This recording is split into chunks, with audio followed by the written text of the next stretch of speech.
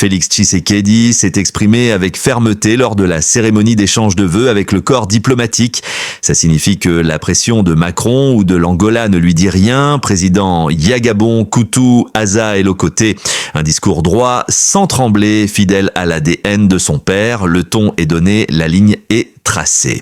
Ambassadeur, allez dire à vos maîtres Kemwanaya, Yachichi, Aboyi. Quelqu'un va encore pleurer dans sa langue maternelle. Premier point, l'unité nationale comme ligne rouge. Dans un contexte tendu, Félix Tshisekedi place l'unité nationale au-dessus de tout. Il accepte le dialogue entre Congolais, mais seulement s'il renforce la cohésion et respecte les institutions issues des urnes. Pas de marchandage politique, ça va chauffer chez ceux qui vivent du désordre. Deuxième point, un dialogue congolais chez nous, par nous. Et c'est clair que la Senko ou l'ECC ne peuvent jamais diriger ce dialogue. Le président est clair, le dialogue se fera en RDC, sous l'autorité des institutions congolaises. Pas à l'étranger, pas sous tutelle, pas avec des parrains cachés. La souveraineté ne se négocie pas. Les téléphones vont vibrer dans certaines ambassades.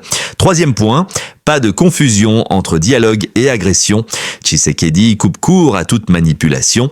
Le dialogue interne ne servira jamais à masquer une agression étrangère. Les responsabilités sont connues et resteront exposées devant le monde. Les faussaires du récit sont déjà mal à l'aise. Quatrième point, la justice ira jusqu'au bout. Le chef de l'État réaffirme que la justice suivra son cours sans pression ni arrangement. C'est une question d'honneur national et de respect pour les victimes tombées à l'est du pays. Certains dossiers commencent à donner des insomnies. Cinquième point, dialogue, oui, mais sans Kagame et ses relais.